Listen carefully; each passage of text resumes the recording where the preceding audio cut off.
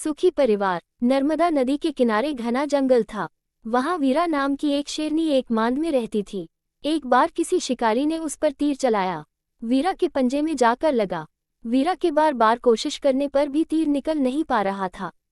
सावी नाम की एक जंगल सुअरिया झाड़ियों में छिपी हुई यह सब देख रही थी।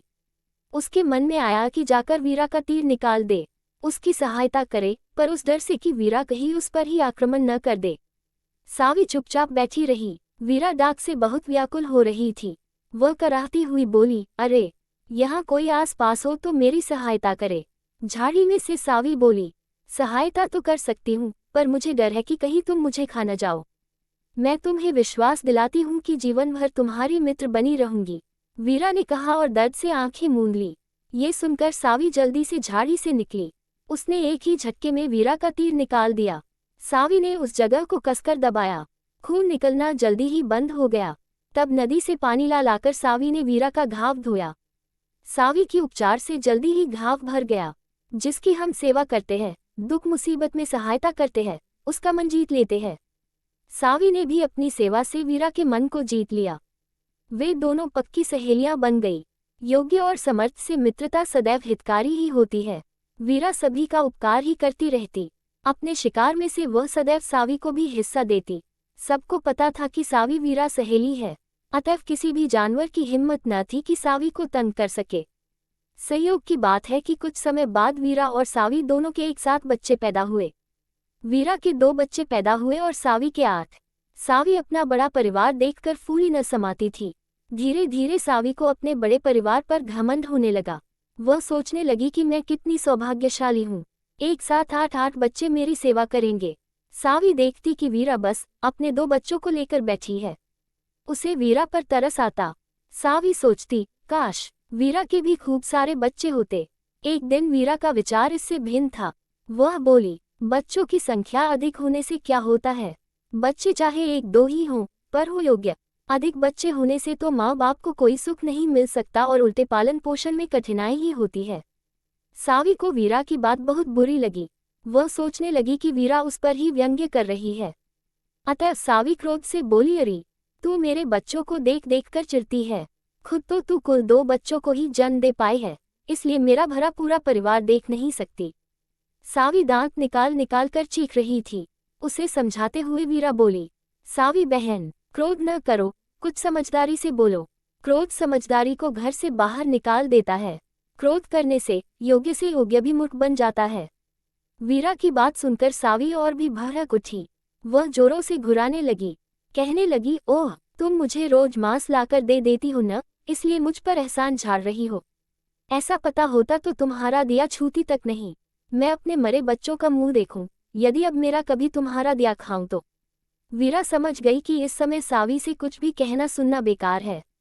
गुस्सा करने वाले को ये ज्ञान नहीं होता कि क्या उचित है और क्या अनुचित। अतएव वीरा अपने दोनों बच्चों को लेकर चुपचाप वहां से चली गई। उसी रात को जब वीरा बच्चों को लेकर नदी पर पानी पीने जा रही थी, तो कुछ शिकारी उसके पीछे पड़ गए। वे उसका तथा उसके बच्चों का शिकार करना चाहते थे। वीरा उनकी निगाह से जैसे तैसे बचती हुई पास के जंगल में पहुंची। वीरा ने निश्चय किया कि जब तक बच्चे बड़े न हो जाएंगे, वह इसी जंगल में ही रहेगी। पहले वाले जंगल में तो शिकारियों का लगातार सदैव डर ही बना रहता है। कुछ समय में वीरा के बच्चे बड़े हो गए। वीरा ने उन्हें बहुत ही निपुण बना दिया था।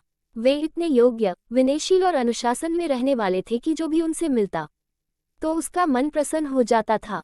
एक दिन वीरा मन में सोचने लगी, अब तो मुझे शिकारियों का डर नहीं रहा। अब मुझे पहले वाले जंगल में चलना चाहिए। मेरे सभी संगी साथी वही है, वे मेरी चिंता करते होंगे। ये सोचकर वीरा अपने बच्चों को लेकर उस जंगल की ओर चल पड़ी। थोड़ी ही देर में वे वहां पहुंच गए। वीरा को बच्चों सहित राजी खुशी आया देखकर सभी जानवर बड़े प्रसन्न हुए। वीरा जब अपनी मुरानी मान के पास पहुंची तो चौंक पड़ी। वहां पर सावी लेटी हुई थी। वह इतनी दुर्बल हो गई थी कि पहचानी नहीं जाती थी। उसके 8 बच्चे भी सूख सूख कर हड्डी का ढांचा हो रहे थे। वे सभी उसके थनों को पकड़ पकड़ कर जोरों से चूस रहे थे, एक दूसरे को धक्का दे रहे थे। उनकी दूध पीने की आदत अभी तक छूटी न थी। उन्हें देखकर वीरा एकदम ठिठक गई। सावी और उसके बच्चों की दुर्दशा देखकर उसका मन करुणा से भर गया था। उसके मुंह से बस इतना ही निकला, सावी बहन यह क्या हुआ तुम्हें? वोरा को देखकर सावी की आंखों में आंसू भर आए। वह बोली, वीरा बहन, मुझे माफ कर दो, मैंने बिना बात के ही तुमसे भला बुरा कहा था। मेरी बात तुम्हें इतनी बुरी लगी थी कि तुम मुझे छोड़कर ही चली गई। धत पगली, ऐसा नहीं कहते, तेरी बात का भला क्यों बुरा मानने लगी? वीरा ने उसके आंसू पोंछते हुए कहा। फिर उसने बताया कि किस प्रकार उसे अचानक इस जंगल से जाना पड़ा था। तब तक वीरा के बच्चे भी वहां आ गए थे। उन्होंने अपनी माँ के साथ बातें करते देखा, वे वही आकर खड़े हो गए। नमस्ते मौसी, दोनों बच्चों ने हाथ जोड़कर झुककर कहा। सावी ने बहुत ही प्रसन्न होकर उन्हें बार बार आशीर्वाद दिया और कहने लगी, ओह, तुम्हारे बच्चे कितने सुंदर, सुशील और सभ्य है। बताओ तो तुम्हारी यह स्थिति क्यों हुई? तुम कब से बीमार हो? वीरा बार बार पूछने लगी। सावी ने बताया कि जब तक वीरा वहां रही, उन्हें खाने पीने की तकलीफ नहीं रही। सावी और उसके बच्चों को बिना अधिक मेहनत किए ही खाना मिल जाता था। सावी ने कभी यह बात गंभीरता से सोची तक न थी। अतः वीरा के चले जाने पर सावी को भोजन की तलाश में जाना पड़ा। 8 बच्चों और अपने लिए वह खाना ढूंढते ढूंढते थक जाती थी। उसका शिकार करने का अभ्यास भी छूट चुका था। एक दिन वह शिकारियों के चंगुल में फंस गई। उसके पेट में गोली लगी। जैसे तैसे वह प्राण बचाकर भागी। उसी दिन से वह बीमार है। अब वह अपने और बच्चों के लिए खाना भी बड़ी कठिनाई से ही ला पाती है।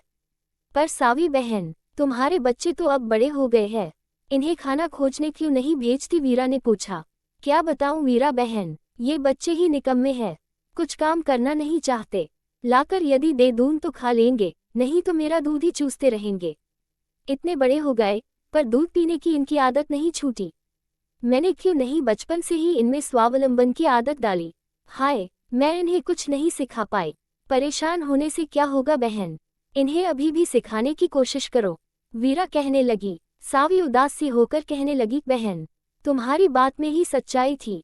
वह परिवार सुखी नहीं होता जिसमें बहुत सारे सदस्य हो। वही परिवार सुखी होता है जहाँ प्यार हो, शांति हो। अधिक बच्चों को जन्म देना माता पिता का गौरव नहीं है। बच्चे चाहे कम हो, पर वे सुयोग्य हो, उसी में माता पिता का गौरव है। निराश न हो सावी, प्रयास करो, ईश्वर करे तुम्हारे बच्चे जल्दी ही योग्य बने। ऐसा कहकर वीरा ने सावी की पीठ थपथपाई और अपने बच्चों के साथ मांद में घुस गई। उसे अपने बच्चों पर गर्व हो रहा था। अंदर जाकर वीरा ने उन्हें गले से लगा लिया। तो दोस्तों, आप सभी को कैसी लगी